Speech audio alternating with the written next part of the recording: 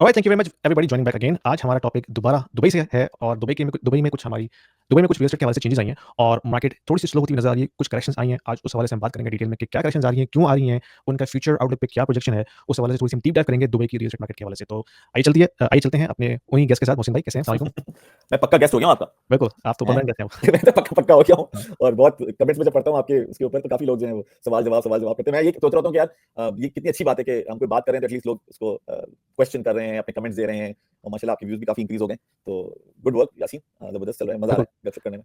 बिल्कुल, thank you very much. Thanks for your time Mohsin भाई। आपकी जो रिसर्च है वो काफ़ी यूनिक है इस हवाले से कि आप सिर्फ अच्छी-अच्छी बातें नहीं बता रहे, आप सारे प्रोस एंड कॉन्स बता रहे हैं मार्केट के हवाले से, ताकि जो भी लोग पाकिस्तान से या दुबई से बाहर बैठे हुए हैं, जैसे कि कनाडा में, यूके में या यूएस में, उनको इतनी एक्सेस इन्फॉर्मेशन नहीं होती। तो अगर आप ये इनसाइट्स दे रहे हैं तो ज़ाहिर-सी बात है वो काफ़ी वैल्यूएबल है उन लोगों के लिए। तो उनको हो सकता है मुझे उम्मीद है कि उनके लिए डिसीजन मेकिंग में काफ़ी ईज़ी साबित होगी। तो आई ज़रा थिंक बताइए कि दुबई में क्या चेंजेस आई हैं? आपने बताया था कि रिसेंट कुछ डेवलपमेंट्स हुई हैं और मार्केट थोड़ी-सी स्लो होती नज़र आ रही है अब आगे की तरफ। तो क्या चेंजेस हैं आपके आपके पास? राइट। इससे पहले कि मैं आपको बताऊं कि अपडेट्स क्या हैं, मैं थोड़ा सा आपको इसका बैकग्राउंड दे दूं। वो बैकग्राउंड ये कि जैसे हम पुरानी भी पॉडकास्ट पे ये डिस्कस कर चुके हैं कि लोग मुझे अप्रोच कर रहे थे और कह रहे थे दुबई को देखें, और हमने लास्ट पॉडकास्ट में बड़ी इन लेंथ बात की है इस टॉपिक के ऊपर।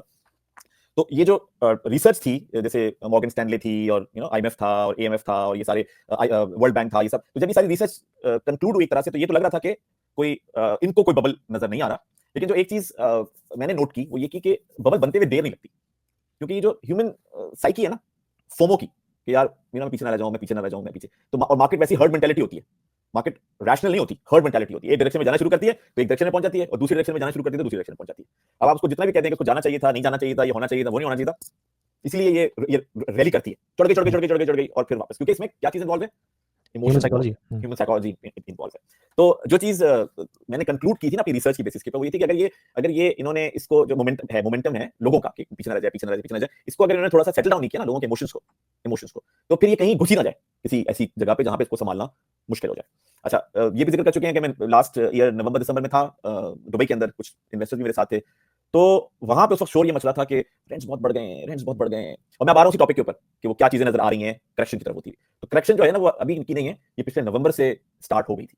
और वो कैसे स्टार्ट हुई थी, और सबसे इंपॉर्टेंट बात ये है कि वो किसने स्टार्ट की थी। वो स्टार्ट ऐसे हुई थी कि जब रेंट बढ़ने शुरू हुए थे। रेंट बढ़ने का मतलब क्या होता है कि भाई हमारे पास हाउसिंग नहीं है। जो लोग नए नए आ रहे हैं, मतलब पिछले 2020 से लेकर 2024 तक तकरीबन 4 लाख लोग आए हैं दुबई के अंदर। अब इतने सारे लोग जो आ रहे हैं तो उनको जगह ही नहीं मिल रही। जब जगह नहीं मिली तो रेंट इंक्रीज हो रहे हैं, तो जाहिर सी बात है लोग अफोर्ड नहीं कर पा रहे। तो फिर वो कह रहे हैं कि मैं कहाँ जाऊँ और अपने आप को कैसे मैनेज करूँ, राइट। और बहुत से लोग फिर शिफ्ट होते हैं शारजा की तरफ जब रेंट इंक्रीज होते हैं। तो बड़ा शोर मचा हुआ था नवंबर में। दिसंबर में लॉन्च हो जाता है स्मार्ट रेंटल इंडेक्स। और ये क्या बला है भाई? अच्छा, ये एकदम से तो लॉन्च नहीं हुआ होगा, इसमें तो ये हुँ, काफी अच्छे से काम कर रहे होंगे। तो उन्होंने लॉन्च क्या किया, लॉन्च ये किया कि भाई जो हम एक एरिया का रेंट कंट्रोल करते हैं, रेरा, दुबई गवर्नमेंट एक एरिया का रेंट जो कंट्रोल करते हैं कि भाई कितना बढ़ा सकते हैं और कितना नहीं बढ़ा सकते, वो कंट्रोल करते हैं। तो अब उस एरिया को भी उन्होंने बाइफरकेट कर दिया बिल्डिंग्स के ऊपर। यानी यानी कि अगर बिल्डिंग की एज और उसकी जो क्वालिटी ऑफ वर्क है उसको देखते हुए आप। ऐसे ही रेटिंग्स कर दिया उन्होंने हर बिल्डिंग की, और बिल्डिंग की रेटिंग्स करने के बाद कहा कि भाई बिल्डिंग ए के तो पैसे इंक्रीज हो सकते हैं, बिल्डिंग बी के नहीं हो सकते। अब आप क्वेश्चन करेंगे क्यों नहीं हो सकते, तो अभी आपने जो उसका जवाब है वो दे दिया। वो इसलिए नहीं हो सकते क्योंकि उसमें एमिनिटीज कम है, उसकी वो बनी भी पुरानी है, मेंटेन ठीक नहीं हुई भी, जो भी रेटिंग सिस्टम उन्होंने इंट्रोड्यूस करा दिया। अब ये रेटिंग सिस्टम वैसे इंट्रोड्यूस हुआ तो क्या हुआ, ऑब्वियसली बहुत सारी बिल्डिंग्स के जो रेट थे, रेंट थे, वो नहीं इंक्रीज हुए। तो एक तरह से वो एक पहला आपको ना स्टेप वन नजर आया कि अरे अच्छा, मार्केट हुँ, थोड़ी सी उन्होंने कूल डाउन कर दिया उससे जो शोर मच रहा था। तो इस रेंट इंडेक्स से पहले बिल्कुल ओपन मार्केट थी कि जो लैंडलॉर्ड जो भी रेंट रखना चाहे वो नहीं रख नहीं सकता नहीं, था? ओपन मार्केट तो पहले भी देखें, ये हुँ, इन्होंने रेंट कंट्रोल तो उसी वक्त से स्टार्ट कर दिया था जब मार्केट क्रैश की थी लास्ट टाइम।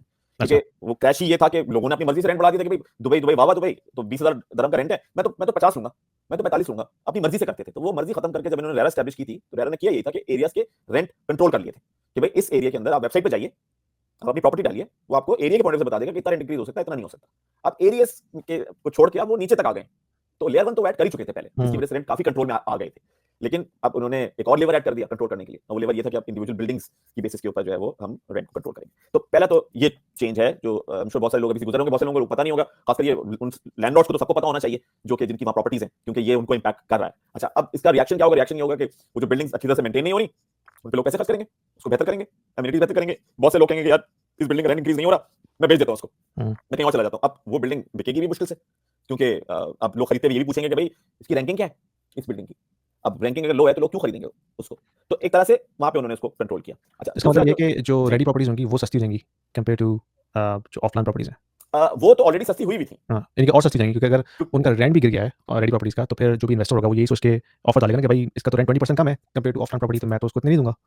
ऐसे ही है। तो वो आप एक और कहते हैं ना सिलेक्शन क्राइटेरिया में एक और चीज ऐड हो गई है, स्मार्ट रेंटल इंडेक्स। तो अब आप कोई प्रॉपर्टी लेने जा रहे हैं तो आप ये भी पूछेंगे भाई ये जरा मैं इंटरनेट पर चेक तो करूं कि मैं इसका रेंट कितना बढ़ा सकता हूं, कितना गिरा सकता हूं। तो वो आप कंट्रोल मेजर चेक करेंगे उसका कि वो क्या है। और फिर ये जो स्मार्ट रेंटल इंडेक्स है ये टाइम के साथ साथ अपडेट भी होता रहेगा ना, यानी कि ये फिक्स तो नहीं है। तो जो लेट्स से रेटिंग आज है प्रॉपर्टी की, लेट्स से 2 इयर्स के बाद वो चेंज हो जाती है। तो फिर तो ये एक काफ़ी डायनामिक सी सिचुएशन बन जाएगी इन्वेस्टर के लिए कि अगर वो रेडी प्रॉपर्टीज ले रहे हैं तो उनको ये देखना पड़ेगा कि over the time let's say next 5 years इसका रेंट मज़ीद गिरता रहेगा या उस तेज़ी से नहीं बढ़ेगा क्योंकि इसकी जो रेटिंग है वो कम होती रहेगी। मैं आजकल लोगों से ये बात कर रहा हूं कि दुबई की मार्केट अब हर एक के लिए नहीं रही है। वो जो लोग थे कि मैंने ले लिया छोड़ दिया, रेंट आ रहा है ठीक है, जबरदस्त चलता रहेगा 20-25 साल तक, दुबई आपको बैठने नहीं देगा। पर साथ में अगर आप मेहनती इन्वेस्टर होंगे, मेहनती, तो रिवॉर्ड भी करेगा। और वो क्या है? आपकी ड्यू डिलिजेंस, आपकी स्ट्रैटेजी। अगर आपके पास स्ट्रैटेजी नहीं है और आपकी ड्यू डिलिजेंस नहीं है, इतनी कॉम्प्लेक्स मार्केट के अंदर ब्लाइंडली जाके आप कुछ खरीद नहीं सकते किसी आम आदमी के कहने के ऊपर कि जी वो मार्केट चढ़ रही है वहां जाके ले लीजिए। अरे मैं गया था, हर एजेंट से मेरी बात हुई, हर एजेंट कह रहा था वहां से ले लो, ये था वो ले लो। ये अब आहिस्ता आहिस्ता डाइल्यूट हो जाएगा, क्योंकि एक तो ये कि जिन लोगों से आप बातचीत कर रहे हैं वहां पे मार्केट के अंदर, उनके ऑब्जेक्टिव्स क्या है, उनके उनके इंटेंट क्या है, उनके ऑब्जेक्टिव क्या है? उनको सेल करना है। सेल करना है, प्योर ये ऑब्जेक्टिव है। अब जब जो सेल करना है और उसके बाद उसको मैनेज करना है, ये तो मुख्तलिफ बातें। तो अब आपको वाकई ड्यू डिलिजेंस खुद भी करने की जरूरत है और फिर ऐसे लोगों के साथ एंगेज होने की जरूरत है जो कि मैनेजमेंट की बात कर रहे हो, स्ट्रैटेजी की बात कर रहे हैं। ये मार्केट अब एक एवरेज रियल एस्टेट इंडस्ट्री से कॉम्प्लेक्स रियल एस्टेट इंडस्ट्री में कन्वर्ट हो रही है। तो दुबई अपग्रेडिंग इटसेल्फ, ये कोई बुरी बात तो नहीं है, ये तो बहुत अच्छी बात है। जब आपको मेहनत करके और मेहनत करके, जो 2008 में आपने नहीं की या 2015 में नहीं की आपने या 2020 में नहीं की, वो अब करके आपको एंटर होने की जरूरत है। तो अब वेल प्रिपेयर्ड होना चाहिए अगर आप मार्केट के अंदर जा रहे हैं। तो इसका मतलब ये है कि अब जो भी इन्वेस्टर इन्वेस्ट करना चाह रहा है दुबई में, तो वो ये सोच के ना करे कि उसने लॉन्ग टर्म होल्ड करना है, क्योंकि ओवर द लॉन्ग टर्म फिर उसको इतना प्रॉफिट नहीं होगा। तो फिर उसको ये स्ट्रैटेजी बनाने की जरूरत है कि उसने किस तरह शॉर्ट टर्म के अंदर मूव करना कैपिटल, यानी कि आज लेट्स से उसने ऑफलाइन प्रॉपर्टी उठाई 2 या 3 साल के बाद उसको फिर दोबारा जो है बेच के आगे मूव ऑन किया, तो कैपिटल आप रोटेट करते हैं, यानी कि आप एक किसी प्रॉपर्टी के अंदर कैपिटल फंसा के ना बैठें, क्योंकि फिर आपको जो प्रॉफिट जो आरओआई बनता है वो नहीं बनेगा नहीं। ऐसा ही है? अच्छा, 10 साल का होराइजन आपके सामने होना चाहिए। 10 साल का plan A, plan B, plan C आपके पास होना चाहिए। आज का जितना डेटा है आपके पास वो कंप्लीट होना चाहिए। रिसर्च कंपनीज क्या कह रही हैं, रिस्क एनालिसिस कितना है इसका, फिर जो खरीदने आप जा रहे हैं प्रॉपर्टी, वो उसके खरीदने के कितने रीजंस हैं, यानी एक प्रॉपर्टी के रीजन खरीदने के 10 हैं, एक के 30 हैं, 30 मतलब checklist cut cut cut cut cut cut cut होती जा रही है। तो वो अब आपको देखना होगा। हाँ, लेकिन अगर आप वो देख के एंटर होंगे, जाएंगे, still a very lucrative market. उसमें तो खैर कोई शक नहीं है कि दुबई की मार्केट बहुत लुक्रेटिव है, बट सिंपल नहीं है। ये समझने की लोगों को जरूरत है। या कोई लोग पूछते हैं ना यार मुझे कहां इन्वेस्ट करना चाहिए, जो हम एक दूसरे से पूछ रहे होते हैं, यार वहां कर दो, नहीं होती, खाने पे टॉक हो रही है, चाय पे गए हुए थे, अरे तुमने किया था, तुम्हारा क्या हुआ, और यार मैंने वहां किया था वो बहुत अच्छा, अच्छा मैं भी जाके कर देता हूं। अरे भाई मैंने कब किया था, आप कैसे सर्कमस्टेंसेस चेंज हो गए। ये ऐसे ही है यार यासीन, मैं रेगुलरली अब आना जाना हो रहा है यहाँ पे दुबई में ना, हर 3-4 महीने के बाद आप ऑटो पायलट पे गाड़ी नहीं चला सकते। इतनी चेंजेस हो रही हैं, इतने नए नए एग्जिट बन रहे हैं, इतनी नई नई सड़कें बन रही हैं। तो वो जो मेरी 4 महीने पुरानी जो मेमोरी होती है वो बिल्कुल ही फेल हो जाती है अगर मैं अपनी मेमोरी के पीछे चलूं। मुझे हर वक्त गूगल मैप को ऑन रखना पड़ता है दुबई के अंदर। यही सेम चीज हो गई है अब प्रॉपर्टी के साथ। तो अगर आपकी 4 महीने की पुरानी कोई वो है, या 4 महीने पहले मेरा दोस्त कह रहा था वहां ले लो, 6 महीने पहले दोस्त कह रहा था वो ले लो, नॉट वैलिड एनीमोर। तो अब मेहनती लोगों को इधर मार्केट में देखने की जरूरत है, जिनको शौक है खरीदने का, बेचने का, रखने का। और मेरी अम्मा कहती हैं कि प्रॉपर्टीज जो है ना वो बच्चे होते हैं, उनको बच्चों की तरह रखना पड़ता है, पालना पोसना पड़ता है, और फिर जब वो अच्छी बड़ी हो जाती है प्रॉपर्टीज तो फिर हमें कमा के देती हैं। तो मेरी अम्मा की तो ये अप्रोच है उसके मामले। तो मुझे वही लग रहा है कि आप बच्चों पे कितनी मेहनत करते हैं, वो भी ऑब्वियस होती जा रही है हमारे को ना, कितना होता है। तो ये उनका कितना जबरदस्त वो है कि मैं लोगों से ये कहता हूँ कि यार ये तो आप समझे, आपकी कोई बच्चा गोद ले रहे हैं और उसको उसी तरह से आप ट्रीट करें। तो जो आप 10 साल का होराइजन हो, जो कि मैं टोटली एग्री करता हूँ कि आप जब भी इन्वेस्टमेंट करते हैं तो आपका टाइम होराइजन एटलीस्ट 10 इयर्स होना चाहिए, स्पेशली अगर आप मोर्गेज की तरफ जा रहे हैं। लेकिन जैसे कि आप बता रहे हैं कि वहाँ पे मैंने ये देखा दुबई के अंदर की जो प्री कंस्ट्रक्शन प्रॉपर्टीज हैं, सॉरी प्री कंस्ट्रक्शन कह रहा हूँ, ऑफ टाइम प्रॉपर्टीज हैं, उनकी कीमतें की जो एप्रिसिएशन होती है वो शुरू में ज़्यादा होती है कंपेयर टू जो रेडी प्रॉपर्टीज हैं, क्योंकि इंफ्रास्ट्रक्चर आपका जो है वो थोड़ा सा पुराना हो जाता है, उसमें इश्यूज आते हैं मेंटेनेंस के सारा कुछ। तो उस हवाले से अगर आप 10 साल का होराइजन बना भी रहे हैं तो फिर आपको एक प्रॉपर्टी में तो नहीं उस 10 साल गुजारने ना, आपने फिर मल्टीपल एग्जिट्स करने, यानी कि आपने लेट्स से अगर जो ऑफलाइन प्रॉपर्टी है वहाँ से स्टार्ट किया 2-3 साल या 4 साल के बाद आपने फिर वहाँ से उसको एग्जिट किया, उसके बाद दोबारा एक और ऑफलाइन में घुसे, क्योंकि रेडी प्रॉपर्टी तो डिप्रिशिएट हो रही है ना, तो आप एक और ऑफलाइन प्रॉपर्टी में घुसे क्योंकि वहाँ पे एप्रिसिएशन का चांस ज़्यादा है। फिर वहाँ पे भी आपने 2-3 साल लगाए, फिर आप एग्जिट किया, फिर इस तरह मूव ऑन हुए। तो आप यही आपका कहने का तरीका है कि अगर 10 साल का अगर हम होराइजन बनाए भी तो वो इस तरह से हो मल्टीपल एग्जिट्स के साथ। यार इसमें मैं एक चीज और ऐड करूंगा, वो ऐड करूंगा कि कुछ प्रॉपर्टीज ऐसी होंगी जो आपको कैपिटल एप्रिसिएशन भी दे देंगी। ये दुबई का मैं सिनेरियो, हर जगह शायद ना मिले, और वो आपको अच्छा कैश फ्लो भी दे देंगी। ऐसा भी सिलसिला है, ये नहीं है सिलसिला, क्योंकि दुबई एक इमर्जिंग मार्केट है, दुबई एक सैचुरेटेड मार्केट नहीं है, और वो कोई पर्टिकुलर साइकिल को फॉलो भी नहीं कर रही कि जी ऊं चढ़ी यूं गिर गई, यूं चढ़ी अब गिरेगी फिर गिरेगी, नहीं नहीं नहीं, क्योंकि वो डिपेंड ही करता है कि दुनिया में बाहर क्या हो रहा है। यहाँ की मार्केट जो चलती है वो बाहर की दुनिया की वजह से चलती है, जो दुनिया के हालात ऊपर नीचे होते हैं वो उसकी वजह से ड्राइव होती है। तो आपकी अगर नजर इंटरनेशनल मार्केट के ऊपर है कि वो मार्केट क्या कर रही है, जर्मनी के हालात खराब हो रहे हैं, चाइना में रियल एस्टेट बैठी हुई है, ये वो सारा, तो वो ट्रेंड अगर आपके दिमाग के अंदर है तो आप इस मार्केट को बहुत अच्छा मैनेज कर सकते हैं। और फिर जैसे एयरबीएनबी वाली कुछ प्रॉपर्टीज हैं, कुछ ऐसी जगहों के ऊपर जो सुपर हॉट प्रॉपर्टीज हैं वो, और वो इतना अच्छा रेंटल आपको देंगी, थोड़ी थोड़ी हो सकता है पुरानी भी हो, पुरानी इन सेंस के बहुत फैंसी ना हो, लेकिन ये कि वो इस तरह के लोगों के लिए हो जो कि ज्यादा पैसे नहीं खर्च करना चाहते उन मार्केट, क्योंकि दुबई अट्रैक्टिव ना हर तरह की टूरिज्म के लिए हो गया। हर आदमी जाके दुबई जरूर देखना चाहता है। दुबई एक तरह का स्टेटस सिंबल बन गया लोगों के लिए कि भाई मैं ठीक है, मैं कोई बहुत वेल ऑफ नहीं हूं अपने मुल्कों के अंदर, लेकिन मैं दुबई जरूर जाऊंगा, जाके देखूंगा तो सही। तो आपको ऐसी प्रॉपर्टीज मिलेगी, लेकिन अगेन वो ये कि आपको फिर ये पता होना चाहिए कि मैं मेरी ऑडियंस क्या है, जो प्रॉपर्टी मैं ले रहा हूं वो मैं किस ऑब्जेक्टिव के लिए ले रहा हूं। तो हर प्रॉपर्टी बेचने वाली भी नहीं हो सकती और हर प्रॉपर्टी जो है वो रखने वाली भी नहीं हो सकती, लेकिन ये मिक्स एंड मैच लेके चलेंगे ना, मिक्स एंड मैच, तो आप बैलेंस आउट कर लेंगे। जब 3-4 प्रॉपर्टीज की आप बनाएंगे ना, कैश फ्लोज बनाएंगे, वो बनाएंगे तो कुछ मीडियोकर कर रही होगी, कुछ ज्यादा कर रही होगी, कोई किसी सीजन में कम कर रही होगी, लेकिन आपके पास एक अच्छा स्टॉक्स की तरह बंच हो जाएगा, एसएनपी की तरह बंच हो जाएगा। हाँ पूरा, तो वो आपको एक अच्छा ओवरऑल रिटर्न दे देगा। तो आपको पता होगा कि अगर मैं इसको बेचूंगा तो मेरा इस सीजन का नुकसान हो जाएगा, तो मैं इसको रखता हूं क्योंकि मुझे इस सीजन में तो ये कवरेज दे देती है ना।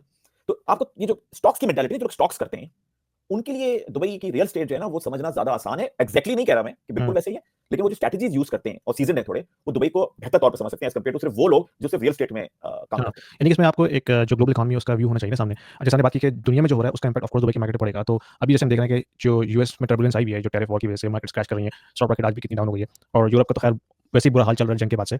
तो ये जो इकोनॉमिक क्राइसिस एल्सवेयर आ रहा है, तो उसका बाज़ औक़ात पॉजिटिव इम्पैक्ट भी पड़ता है दुबई पे और नेगेटिव भी। पॉजिटिव इन द सेंस कि अगर जैसे कहीं वॉर चल रही है यूरोप के अंदर, तो जितने भी जो वेल्दी लोग होंगे यूक्रेन में, वो निकल के जाते हैं दुबई जैसी जगहों पे अपना कैपिटल लेके, क्योंकि वो एक ईज़ी एक्सेस मार्केट है, खास तौर पे कैपिटल मूव करने के लिए। तो जैसे जो अरब स्प्रिंग आया था, वहाँ से सीरिया से जो लोग निकल के आए थे, वो भी सारे दुबई गए थे, या जो मिडल ईस्ट के इस तरह के जो ट्रबल एरिया से वहाँ से निकल के, फिर रशिया से भी जो लोग निकल के आए थे रशिया की वॉर के बाद। तो दुनिया भर में जहाँ भी कोई टर्माइल होता है, चाहे पॉलिटिकल हो या इकोनॉमिक क्राइसिस हो, तो उसका इम्पैक्ट दुबई पे पड़ता है, पॉजिटिव भी नेगेटिव भी। तो आपकी नज़र में अभी ये जो नया क्राइसिस शुरू हो रहा है ट्रेड वॉर के बाद, तो अब दुनिया जो है वो एक मल्टीपोलर सिनेरियो की तरफ जा रही है। यानी कि पहले तो एक फ्री ट्रेड का एक सिस्टम था ना कि भाई सब ट्रेड कर रहे हैं आपस में और इकोनॉमी ग्रो कर रही है। अब ये जो सारा ट्रम्प ने आके टैरिफ का सिलसिला शुरू कर दिया है, तो एक मल्टीपोलर वर्ल्ड सामने आ रही है कि चाइना एक अपना सिस्टम कायम करेगा, जो वहाँ के नेबरिंग कंट्रीज़ उनके साथ, यूएस जो है अपना सिस्टम कायम करेगा जो उसके नेबरिंग कंट्रीज़ हैं। तो सब अपनी जो लोकल इंडस्ट्रीज़ हैं उनको प्रोटेक्ट करेंगे। तो उससे ऑफ कोर्स इकोनॉमी पे थोड़ा-सा इम्पैक्ट आएगा। तो आपको क्या लगता है कि उसकी वजह से दुबई की मार्केट पे पॉजिटिव या नेगेटिव क्या आप एक्सपेक्ट करते हैं कि इम्पैक्ट आने वाला है? यार ये बड़ा इंटरेस्टिंग सवाल है, और अब मेरे पास कोई इसका जवाब नहीं है। अगर आप कहना कि मैं कोई ओवरव्यू करके बता दूं कि मेरे पास क्या जवाब, मैं लेकिन अगर पूरे ओवरऑल थोड़ा सिनेरियो को देखो तो उसमें दुबई इस मामले में न्यूट्रल है। मतलब वो कहता है मुझे वो जो लोग निकल रहे हैं उनको एक सेफ हेवन देना है और उन लोगों के लिए सुपर अट्रैक्टिव बनाना है जो भी आ रहा है, चाहे मेरी लॉ की पॉलिसीज हो, चाहे मेरी टैक्स की पॉलिसीज हो, चाहे मेरी लिविंग लाइफस्टाइल की पॉलिसीज हो, या जो भी कुछ है। और साथ में मैं एक ऐसी जगह भी दे रहा हूं लोगों को कि वो आके अपनी फैक्ट्रीज भी मूव कर लें। फैक्ट्रीज, एफडीआईज, अब FDI one of the highest है अभी पिछले 4 सालों के अंदर जो भी इनका एफडीआई परसेंटेज इंक्रीज है।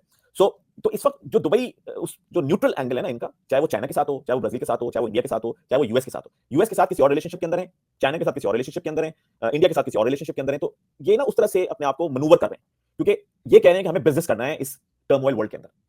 और वो टर्मोइल वर्ल्ड में जितना बिजनेस हम इस वक्त कर सकते हैं, वो प्रॉब्ली अच्छी बात तो मैं शायद नहीं कर रहा, लेकिन इतना शायद जब बहुत अच्छे हालात हर जगह के हो जाएंगे तो हम शायद नहीं कर पाएंगे। लेकिन इन द मेन टाइम हम लोगों को जो यहाँ पर आएंगे उनको ऐसा हुक कर लेंगे अपने पास कि वो जाना नहीं चाहेंगे वहां से।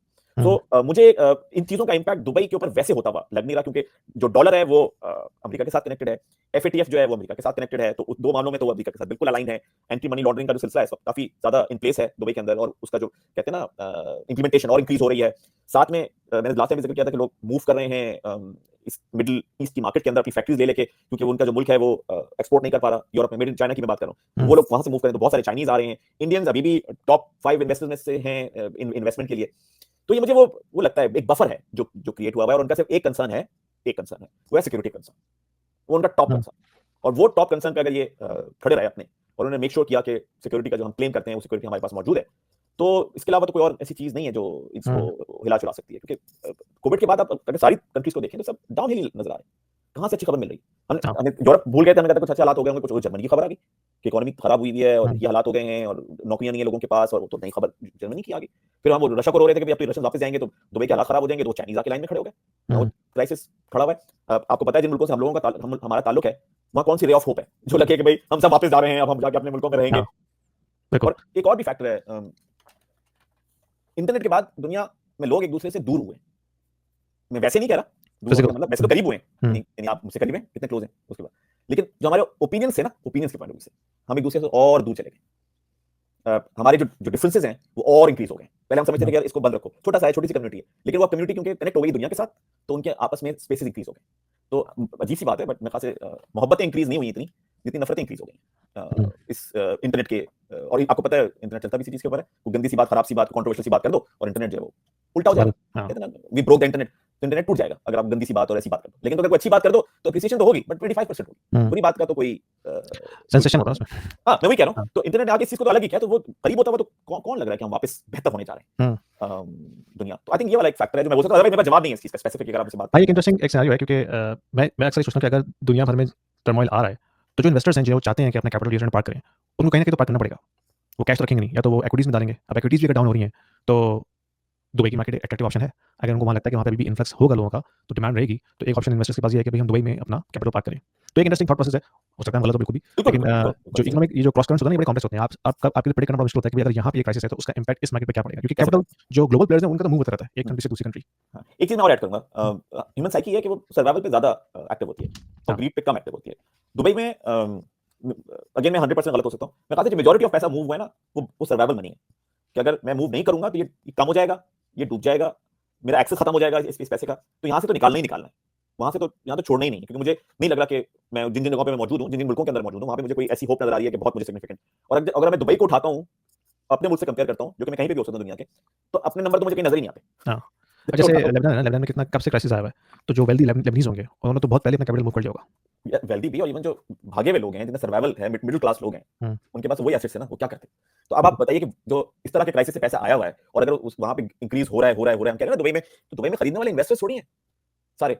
दुबई में खरीदने वाले तो आधे ये लोग हैं जो अपना पैसा बचा रहे हैं उस जगह पे जाके, क्योंकि अगर उन्होंने नहीं बचाया तो उनके लिए अगर वो 2 रुपए ऊपर भी खर्च कर लेते हैं, 2 रुपए खर्च भी कर लेते हैं, तो कोई फर्क नहीं पड़ता, क्योंकि जहां तो 2 रुपए खर्च हो रहे हैं ना, वहां तो वो जीरो हो जाता पैसा, जहां से पीछे अगर छोड़ देते तो दुबई में सिर्फ इन्वेस्टर का पैसा नहीं लगा हुआ, दुबई में माइग्रेशन का पैसा लगा हुआ, हिजरत का पैसा लगा हुआ। उससे आप कैसे कॉम्पीट कर सकते हैं उस हिजरत के पैसे को? रेट ऊपर चढ़ गया तो इतना रेट ऊपर नहीं जाना चाहिए था। और सबसे एक यूनिक पॉइंट इस दफा ये है कि हमेशा से जो भी इमिग्रेंट्स आते थे वो टेम्पररी तौर पे आते थे ना, वो आते थे, काम करते थे, चले जाते थे। अब जब से गोल्डन वीजा शुरू हुआ है तो वो जो टेम्पररी इमिग्रेशंस का जो एक खौफ था वो काफी हद तक कम हो गया। यानी कि अगर कोई अब चाहता है वहाँ पे अपनी सारा कैपिटल लेके, उसको एटलीस्ट ये फिक्र नहीं कि यार मुझे 2 साल बाद यहाँ से निकलना पड़ेगा क्योंकि जॉब नहीं रही।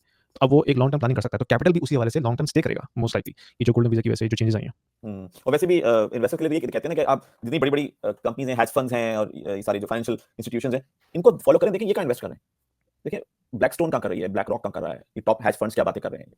इनको देखें, ये कोई उस पे जाएंगे इमोशन उसके ऊपर कि नहीं वहां सब चले, हम चले जाते हैं, हम भी इन्वेस्ट कर देते हैं। यहाँ तो हो ही नहीं सकता, पूरे बोर्ड्स बैठे हुए हैं, वो उसको एनालाइज कर रहे हैं, करना चाहिए नहीं करना चाहिए। और ये वो कंपनीज हैं जिनका सबसे इंपॉर्टेंट चीज होती है ट्रांसपेरेंसी। ट्रांसपेरेंसी की बात होती है ना, और ये कि जी कल सुबह बादशाह सलामत का मूड चेंज हुआ, लॉ चेंज हो गया, ये भी है ना, पीछे हमेशा ये रहा है इन मार्केट्स के बारे में, हमेशा ये assumption थी ना कि ऐसा होता है और पीछे हुआ भी है बहुत सारी जगहों पे। वो क्यों इतना सीरियसली कंसीडर कर रहे हैं और इन्वेस्ट कर रहे हैं। और अब बात ये कि अभी हम बात तो यहाँ दुबई की कर रहे हैं, लेकिन मेरे ख्याल से तो हम बात पूरे जीसीसी की नहीं कर रहे हैं। दुबई उस हवाले से थोड़ा-सा ये है कि उसने काफ़ी मॉडर्न कर लिया है। यानी कि जैसे आप बात कर रहे हैं कि भाई बादशाह सलामत का मूड चेंज हो गया और लॉ चेंज हो गया, तो ये अभी भी सऊदी में तो पॉसिबल है, लेकिन शायद दुबई में बहुत हद तक कम हो गया। मेरे ख्याल से सऊदी अरेबिया में पॉसिबल नहीं है। अच्छा। मेरे ख्याल है ओमान में भी पॉसिबल नहीं है, क्योंकि पॉसिबिलिटी आती है जेब से, और जेब में जब नहीं है पैसे तो you know they can't be the choosers. तो वो जो पावर थी ना चूज करने वाली, वो ऑयल देता था इनको। अब ऑयल क्योंकि 15-20 सालों के अंदर जो है वो कम हो जाएगा, खत्म हो जाएगा, रिक्वायरमेंट कम हो जाएगी, जो भी है, राइट। तो वो इनको पता है, इसीलिए जैसे ओमान का मैं जिक्र करूं, मैंने इतनी स्पीड से ओमान चेंज होता हुआ नहीं देखा। इवन सऊदी हाँ, ऑब्वियसली सऊदी तो मेरा क्योंकि नहीं वो आना जाना है वो, लेकिन सऊदीज को तो फिर भी मैं कहूंगा उस मामले में यू नो एग्रेसिव और तेज वो तो होंगे बिल्कुल। Oman is a very different country. अभी मेरी कल की बात है, बल्कि मैं अपनी कोलीग से बात कर रहा था, वो लेबनीज है, यहाँ ये कनाडा में होता है, तो वो भी सऊदी में रहा है। तो कहता है कि यार मुझे यकीन नहीं आ गया सऊदी अब इतना चेंज हो गया कि उसने इंस्टाग्राम पे किसी इन्फ्लुएंसर की वीडियो देखी थी, औरत थी वो, कोई स्वीडिश औरत थी शायद, और वो बाइक पे पूरा बाइक अकेले सऊदी में रोड सफ़र कर रही है, और कोई उसने हिजाब वगैरह कुछ नहीं पहना हुआ, बिल्कुल मॉडर्न ड्रेसिंग के अंदर। तो कहता है ये पॉसिबल नहीं था पहले सऊदी के अंदर, लेकिन अब वो इस तरह से ट्रैवल कर रही है अकेले, तो इसका मतलब सऊदी बिल्कुल चेंज हो चुका है। बिल्कुल। दुबई में वापस आते हैं, हमने बात की था उसकी कि एक तो रेंटल इंडेक्स ने लॉन्च कर दिया। दूसरा जो चेंज आया ना, वो चेंज आया कि जो सेंट्रल बैंक ऑफ यूएई है उसने लोगों को ये कहा कि हम तुम्हें 25-75 का होता है लोन टू वैल्यू रेशियो, कि आप 25% आप पे करो, 75% जो है वो बैंक पे करेगा, जो लोकल एक्सप्रेस है वहाँ पे। पहले ये होता था कि वो 25% पे करते थे, फिर डीएलडी फीस होती है, ठीक है, फिर 2% कमीशन होता है उसके ऊपर, और फिर बैंक के भी कुछ चार्जेस होते हैं, राइट। तो ये 3 चीजें होती थी जो कि जो कंज्यूमर था वो कहता था बैंक से कि यार मैं तो मेरे पास तो 25% है, बाकी सब जो है ना तुम मॉर्गेज में डाल दो। तो वो 75 वाला जो मॉर्गेज है वो 82 पे पहुंच जाता था, क्योंकि वो भी ऐड कर लेता था। अब इन्होंने कहा नहीं, 32 तुम लाओ, 32-33 जो भी बनता है तुम लाओ, हम तुम्हें सिर्फ 75 देंगे। तो वहां उन्होंने मेजर करके पीछे खींचा है अपने आप को और स्ट्रिक्ट किया है अपने आप। तो अब ये जो छोटे-छोटे जो लिवर्स है ना, ऑप्टिमाइजेशन के जो लिवर्स है छोटे-छोटे, आपको कहने को तो अच्छा कर दिया, इसका इंपैक्ट है मार्केट के ऊपर। ये मैसेज है लोगों को कि भाई हम तुम्हें इतना लिवरेज नहीं देंगे, हम पीछे हट रहे हैं, तुम अपने आप को वो बनाओ, वर्दी बनाओ, और ऐड करो उसके अंदर। तो लोग जो सोचते हैं यार मुझे तो कोई भी लोन मिल जाएगा, अरे इतना तो मिल ही जाता है ना, वो फीलिंग चेंज कर रहे हैं उसके ऊपर। तो फीलिंग चेंज कर रहे हैं तो उस पे इम्पैक्ट आ रहा है। तो अभी छोटे-छोटे लिवर्स इन्होंने ऐड करने शुरू कर दिए। और अभी जब इन्होंने ये शुरू किया, एक और भी खबर आपको बता दें, शायद बहुत से लोगों ने ना देखी हो, क्योंकि लोगों को देखना भी यही चाहिए। लोग देखते हैं यार चढ़ गई मार्केट, चढ़ गई मार्केट, चढ़ गई मार्केट, वाह वाह वाह वाह वाह वाह। ये बीच में खबरें आती हैं और गायब हो जाती हैं, इस पे ज्यादा कोई बात ही नहीं करता। हाँ। और असल चीज है इन्हीं पे बात करना। अब बिल्कुल। रेंटल इंडेक्स के ऊपर आप जाकर इंटरनेट में देखिए कितना लिखा हुआ है, और चढ़ गई मार्केट, क्या क्या रेट है, आज क्या हुआ, कितना लिखा हुआ है। हम्म। तो ये लोगों को है एक मैसेज कि अगर आप मॉनिटर कर रहे हैं किसी भी इंडस्ट्री को, तो उसकी ये वाली खबरें कि सेंट्रल बैंक ने क्या किया है, हाँ, किस चीज का इकोनॉमिक इम्पैक्ट आया है, फंडामेंटल्स इनको जरूरी पढ़ें, है। क्योंकि ये आहिस्ता आहिस्ता मार्केट को चेंज करते हैं। हाँ। तीसरा मेजर इम्पैक्ट क्या हुआ है, वो ये हुआ है कि सर्विस चार्जेस 10% इंक्रीज हो रहे हैं अक्रॉस द बोर्ड। दुबई के अंदर। अब 10% सर्विस चार्ज का मतलब ये है कि अगर 5.4% का आपका नेट यील्ड थी, तो 4.8 4.9 पे चली जाएगी। तो ये तो और प्राइवेट कॉर्पोरेशन नहीं करती है सर्विस चार्जेस को मेंटेन? हाँ, ये भी रेरा कंट्रोल करता है। अच्छा, लेकिन जी, ये चलो रेरा तो उसका एक रेट तय करता होगा, लेकिन जो उसको रन कर रहा है वो तो एक प्राइवेट कॉर्पोरेशन हो गया।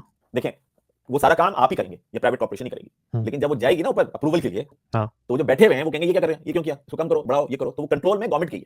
अगर अच्छा। अगर उन्होंने सर्विस चार्ज अप्रूव नहीं किया, अभी भी आप जाइए डीएक्सबी इंटरैक्ट, जो गवर्नमेंट जो डेटा देता है वो आपको बता देगा किस जगह का कितना रेट है, हम्म। क्योंकि वो गवर्नमेंट अप्रूव करती है कि भाई इस बिल्डिंग का इतना रेट होगा, इस बिल्डिंग का इतना रेट होगा। तो ये भी उनका कंट्रोल मेजर है कि अब आने वाले अच्छा। उसके अंदर ऑब्वियसली जो एक कंडीशन के बगैर वो जगह एग्जिस्ट नहीं कर सकती। तो एक कंडीशन की कॉस्ट जो है वो हो रही है। फिर आपको याद होगा लास्ट ईयर बारिश हुई है, इंफ्रास्ट्रक्चर इतना डैमेज हुआ था पीछे बारिशों की वजह से, तो हाँ, वो भी ऑब्वियसली एक तो एक बहुत एक पता नहीं है। एक हाँ। एक एक फैक्टर है। तो इस तरह के कुछ फैक्टर्स हैं। तो 10% आप फेंकेंगे कि अगर 10% उसका इम्पैक्ट किस पर जाएगा, इन्वेस्टर के ऊपर जाएगा, हाँ, रेंटल यील्ड पे आएगा तो ऑफ रेंटल कोर्स। यील्ड के ऊपर जाएगा, रेंटल यील्ड के ऊपर जाएगा। तो हाँ, आप किस तरह से ये allocate 10% इन्होंने मुख्तलिफ बिल्डिंग्स के ऊपर किए हैं या अक्रॉस द बोर्ड जितनी भी भाई, बिल्डिंग्स हैं सब पे अभी तो 10% सिर्फ रहेगा? खबर आई है कि अगले साल 10% अच्छा, इंक्रीज हो जाएगा। होगा। अच्छा, और दुबई में जनरली होता ही है कि वो खबर आती है और फिर आहिस्ता आहिस्ता आहिस्ता फिर वो उसको इंप्लीमेंट करना शुरू करते हैं, क्योंकि रिएक्शन भी तो चेक करते हैं ना किसका कितना आता है, क्योंकि छोटा मोटा तो चीज है नहीं। इन्वेस्टर्स हाँ। का वो भी रिएक्शन भी देखना है, वो भी बहुत जरूरी है। नाराज भी नहीं कर सकते हम्म। और खुश भी रखना है, दोनों काम मुश्किल है। तो अभी की वो ये थी। और तो ये कि 2-3 चीजें इस तरह की हुई हैं, और आप लोगों से ये कहूंगा कि जरा आप मॉनिटर करें। इस साल मार्केट थोड़ी सी इसी तरह से छोटी छोटी चीजों के ऊपर करेक्ट होती रहेगी, जो कि बहुत हेल्दी है। हम्म। क्यों हेल्दी है? क्योंकि खुद कर रहे हैं। कहीं बाहर से कोई हवा नहीं आई हुई जो मार्केट को ऊपर शेक कर रही है, कुछ कर रही है हाँ। कि घबरा जाएंगे, अरे गिर गई गिर गई गिर गई, अरे ये हो गया। और एक सेगमेंट जो मिस आउट हो गया था, मिडिल क्लास वालों का सेगमेंट, जब पाकिस्तानी मुझसे पूछते थे मतलब बताइए क्या प्राइस है, क्या बात है, जो पाकिस्तान में बैठे हुए लोग थे, मैं बाहर के लोगों की बात नहीं कर रहा, मुझे बताते हुए अजीब लगता था। मैंने कहा ये 13 करोड़ का है, ये 14 करोड़ का है, ये 9.5 करोड़ का पड़ेगा, ये 18 करोड़ का है। तो मैं वो सोचता था, मैं कहता था भाई क्योंकि करेंसी भी गिर गई है, दुबई का रेट भी इंक्रीज हो गया है। तो अब ये वाला जो फैक्टर है, ये कोई छोटा मोटा फैक्टर तो नहीं हम्म। था, यू नो प्राइसिंग का। तो अब लोगों को इस तरह से सोचना पड़ेगा हाँ। इस मार्केट के बारे में। और अच्छा है कि मार्केट छोटी छोटी उस पे ना ऑप्टिमाइजेशन हो रही है बेसिकली। हाँ, लेकिन उसमें ये भी है ना कि जो इन्वेस्टर है वो कैपिटल एप्रिसिएशन को बहुत ज़्यादा हाई रखते हैं प्रायोरिटी के ऊपर ना, खासतौर पर अगर वो शॉर्ट टर्म इन्वेस्टर है तो वो कहेंगे यार अच्छा मार्केट चेंज हो रही है और इस तरह की चेंज आ रही है, इसका मतलब जो कैपिटल एप्रिसिएशन है वो इम्पैक्ट होगा। तो उस हवाले से आप क्या कहेंगे उन इन्वेस्टर्स को कि जो अभी देख रहे हैं और वो चाहते हैं कि इन्वेस्ट करें? यार एक तो मैं ये कहूंगा कि दुबई को इन जनरल कोई बात नहीं कर सकता, मैं भी दुबई की इन जनरल बात नहीं कर सकता कि वो ऊपर चढ़ेगी नीचे बैठेगी होगा। दुबई की मार्केट जो है ना, वो बहुत सारी मार्केट्स को जमा करके एक मार्केट बनी हुई है। यानी जेवीसी एक अलग मार्केट है, और दुबई हिल्स अलग मार्केट है, और दुबई साउथ एक अलग मार्केट है, वो सब अलग मार्केट है। तो आपको इनमें से पिक एंड चूज करना है कि आपको कौन सी मार्केट समझ आती है और किन किन पॉइंट ऑफ व्यू से समझ आती है। वो डिपेंड करता है कि आपके ऑब्जेक्टिव्स क्या हैं। कैपिटल एप्रिसिएशन ही आपका ऑब्जेक्टिव है, तो आपको मार्केट में जाना चाहिए जो मार्केट इस वक्त अभी डेवलप नहीं हुई। लेकिन अगर आप सोचेंगे कैपिटल एप्रिसिएशन मुझे डाउनटाउन में मिल जाएगी, तो शायद थोड़ा सा लेट हो गए आप कैपिटल एप्रिसिएशन के लिए। हाँ, रेंटल मिल जाएगा, लेकिन क्या रेंटल में भी इतनी ग्रोथ मिलेगी आपको या नहीं मिलेगी, ये सवाल है करने का। तो आपको स्पेसिफिक एरिया का दुबई के अंदर एक्सपर्ट बनना पड़ेगा समझने के लिए, ताकि मैं इन्वेस्ट कर सकूं। ठीक है, तो जो भी आ रहे हैं वो इस हिसाब से उसको देखें। कैपिटल एप्रिसिएशन बिल्कुल है, क्योंकि ऑब्वियसली मैं लोगों को गाइड कर रहा हूं कुछ इन्वेस्टर्स को, और हमारे पास हमने कुछ निकाली है ऐसी अपॉर्चुनिटी जो हमें लग रहा है कि मुझे तो कोई रीजन नजर नहीं आ रहा उसके अंदर के कैपिटल एप्रिसिएशन नहीं होगी उसकी, या कैश फ्लो नहीं होगा उसका। तो लेकिन कुछ एरियाज में मैं बिल्कुल भी नहीं देख रहा हूं उन एरियाज को, क्योंकि वो सूट नहीं करते। हमें लग रहा है कि वहां पे कैपिटल एप्रिसिएशन इतनी नहीं हो सकती जितनी पीछे पीछे हुई थी। और एक चीज मैं और भी ऐड करूं, जरूरी है लोगों को समझना, इस वक्त जो पूरा दुबई बिक रहा है वो बिक रहा है 2020 पे, 2020 2021 2020 2021। देखें 4 साल में क्या हुआ, देखें 5 साल में क्या हुआ, देखें 4 साल में क्या हुआ, 5 साल हाँ, वो रिसेंसी बायस। रीसेंसी बायस लास्ट टाइम जब डिस्कस किया था। मैं दोबारा इसको हाईलाइट करूंगा, क्योंकि अभी यही सबसे बड़ी मुझे वो क्या कहते हैं ना, की नजर आ रही है लोगों की, कि वो इसी की को घुमाई जा रहे हैं, इसी की को वही की लगाते हैं घुमा देते हैं। देखो 4 साल पहले क्या हुआ था या 2 साल पहले क्या हुआ था, वो था ग्रीडी होने का टाइम, लालची होने का टाइम। 2020 में जब सब लोग डरे हुए थे तो सब लालची होना चाहिए था। इस वक्त सब लोग लालची हैं तो डरना चाहिए।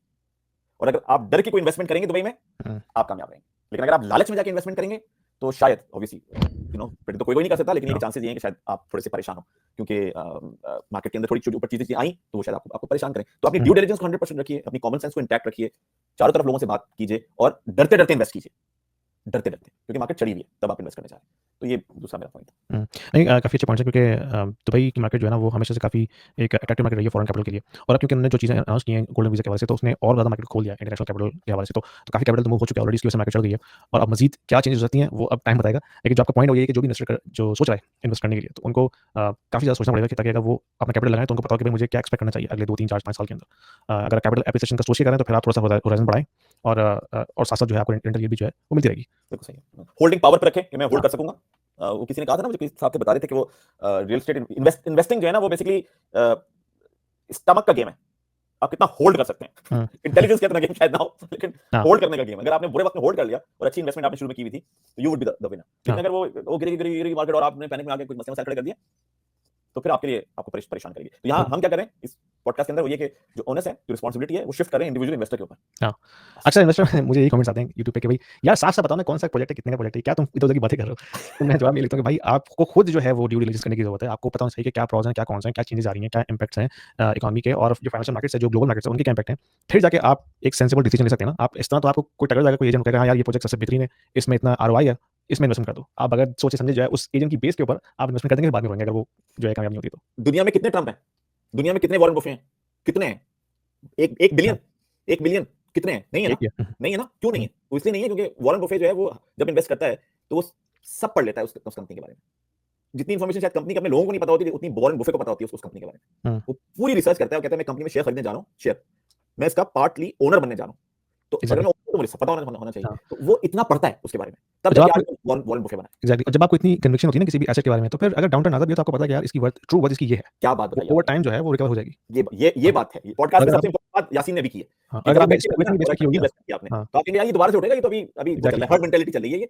वो कहते हैं ना, don't throw the baby with the towel, है ना? तो वो ये एनवायरनमेंट के अंदर तो वो गंदे टॉवल के साथ बच्चे को भी फेंक देते हैं, क्योंकि डरे हुए होते हैं सारे के सारे, हाँ, है ना? अच्छा, लेकिन ऑपोजिट सिलसिला ये होता है कि जब सेल लगती है तो सब कूद जाते हैं। रियल एस्टेट में नहीं है ये हाँ, सेल लगेगी तो हाँ, सब कूद जाएंगे, सेल लगी हुई, सेल लगी हुई, सेल लगी हुई। लेकिन रियल एस्टेट में जब सेल लगती है तो सब भाग जाते हैं, सब हाँ। पीछे हो जाते हैं, अरे नहीं नहीं नहीं, हाँ लगा ली तो दुनिया खत्म हो गई हमारी। तो ये बड़ा अजीब सा सिलसिला है, क्योंकि और फिर ये भी तो है ना कि जो लोग रियल स्पेकुलेशन के एस्टेट बेस पे करते हैं ना डिसीजन, किसी ने बस भेड़-चाल के तौर पे देख के डिसीजन ले लिया। अब जैसे ही मार्केट थोड़ी-सी आगे-पीछे हुई, तो वो फिर घबरा जाते हैं, कहते हैं यार ये तो बस मेरा तो पैसा डूब रहा है, बस जल्दी-जल्दी इसको बेचो निकलो बाहर। तो वो उन चीज़ों से बचें। एक चीज और अभी आपने कही और मेरे दिमाग में से यूं किया, मेरे ख्याल से एक पॉडकास्ट पे करनी चाहिए कि जाहिर सी बात है, मैं सबके साथ तो ये बात मैं नहीं कर रहा, बट मैं प्रॉब्ली 90% लोगों से जो ऑडियंस में बैठे हैं उनसे मैं बात कर रहा हूं। आपको रियल एस्टेट ना इन्वेस्ट करना आता है और ना उसको मैनेज करना आता है। अगर आपने की भी है तब भी नहीं आता। मैं पिछले यानी रियल एस्टेट में एंटर होने से पहले, अभी जो जीसीसी का रियल एस्टेट और ये सारा करने से पहले, मेरे पास भी कुछ प्रॉपर्टीज थी, मैंने भी खरीदी हुई थी, सब कुछ था। लेकिन जब मैं डीप डाउन गया हूं देखने के लिए, तो यकीन कीजिए मुझे लगा कि मुझे कुछ नहीं आता, क्योंकि वो एक स्पेशलाइज्ड सब्जेक्ट है। जिस तरह माशाल्लाह से यासीन जो जॉब कर रहे हैं, बड़ी स्पेशलाइज्ड जॉब है, राइट? हर कोई बंदा नहीं कर सकता। इसी तरह रियल एस्टेट इन्वेस्टमेंट भी एक स्पेशलाइज्ड फील्ड है, हर कोई नहीं कर सकता। ये एक तो ये परसेप्शन है लोगों के दिमागों में, परसेप्शन है कि वो वो, आसान नहीं है। हाँ, हाँ, और लॉटरी के टिकट्स हैं सारे, हाँ, यहाँ लगा दो। तो ये मेरे अब्बा ने ली थी 10 लाख की, आज 10 करोड़ की बन गई है। मतलब उन अजम्पशंस की बेसिस पे आप जब फॉलो करते हैं अजम्पशंस को, तो आपको नुकसान होगा, क्योंकि ये वक्त आपके अब्बा का वक्त नहीं है जो आज से कोई 7-70 साल पहले था। हाँ, इस वक्त मार्केट इतनी तेजी से चेंज होती है, खबर के ऊपर दुनिया चेंज हो रही है, राइट? एआई, ओपन एआई का हम जिक्र कर रहे थे, ओपन एआई फारिग कर दिया उसने डीप सीक ने आके हुँ। उसको। तो ये भी एक पॉडकास्ट करेंगे और उसमें हम ये बताएंगे लोगों को कि हम ये क्यों कह रहे हैं कि आपको खरीदना नहीं आता।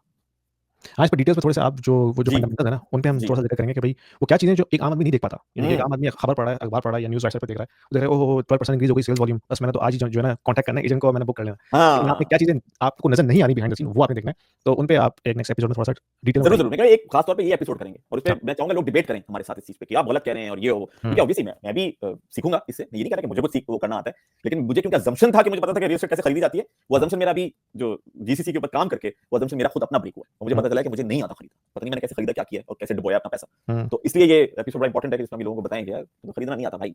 ठीक है। तो इसको हम कर लेते हैं नेक्स्ट बाद वाले एपिसोड में, क्योंकि बिल्कुल नेक्स्ट कर ले, एपिसोड मैंने आपसे बात करनी है, ये जो गोल्डन वीज़ा की सारी बिल्कुल। स्कीम्स है ना, मुख्तलिफ जीसीसी कंट्रीज़ की, छह उनमें हम मुल्कों की। हाँ, उनमें वन बाय वन जो है इनको डिटेल में डिस्कस करेंगे, क्योंकि मुझे काफ़ी लोग क्वेश्चन आते हैं कि वो कहते हैं कि हमें बताएँ कि किस कंट्री में क्या मिल रहा है और सही कितने है, मिल रहा सही है। है। तो वो एक कलेक्शन हो जाएगा पूरी जितनी भी रेजिडेंसी वीज़ाज़ हैं उनका, कि भाई हम्म, वो कौन सी जीसीसी कंट्रीज़ है जहाँ पे मिल रहा है, किस इन्वेस्टमेंट में मिल रहा है, कौन से तरीके हैं, रियल एस्टेट भी है, रियल एस्टेट के अलावा भी तरीका है जैसे दुबई में है, तो उन पे हम एक डिटेल से बात कर लेंगे। बिल्कुल सही है। हम टैक्स पे भी बात करेंगे, हाँ, सारे टैक्सेस क्लियर करेंगे। ठीक है। कॉर्पोरेट टैक्स क्या है, रेंटल टैक्स क्या है, कैपिटल गेन टैक्स क्या है, इनहेरिटेंस, क्योंकि ये भी बहुत बड़ी चीज है ना कि उनका टैक्स नहीं है। है हुँ, जो किसका मुल्क में कहाँ का कितना टैक्स है, सब उस पे। तो टैक्स बहुत पे सारे बहुत टॉपिक हाँ, टैक्स पे बहुत कॉम्प्लेक्स सब्जेक्ट है, क्योंकि बहुत लोग सोचते हैं कि यार मैं यहाँ रह रहा हूँ, मैं दुबई में प्रॉपर्टी उठा लेता हूँ, वहाँ पे तो कोई कैपिटल गेन टैक्स नहीं है। लेकिन उनको ये नहीं पता कि तुम जब रेज़िडेंट हो यहाँ पे तो तुम्हें टैक्स यहाँ पे पे करना है। यहाँ पे भी पे करना है। और हम चाहेंगे ना किसी को फिर इनवाइट भी कर लेंगे किसी अपने किसी टैक्स हाँ, एक्सपर्ट को बिल्कुल। उस एक्सपर्ट को भी, क्योंकि मेरे पास कुछ क्वेरीज आई हुई हैं मुख्तलिफ जगहों से, और वो जाके मैंने उनको ये एडवाइस किया कि पहले जाके अपने टैक्स कंसल्टेंट से बात करें। हुँ। उनकी तरफ से आपको जब ग्रीन सिग्नल मिल जाए इन चीज़ों का, क्लैरिटी आ जाए, तो फिर आप जीसीसी की रियल एस्टेट देखिएगा, क्योंकि हाँ। हमारे पास तो लिमिटेड इन्फॉर्मेशन है यहाँ के उसकी टैक्स की, लेकिन जितनी है वो आपको काम नहीं देगी। तो अब अपने होम कंट्रीज में पहले वो टैक्स चेक करवाएं कंसल्टेंट के साथ।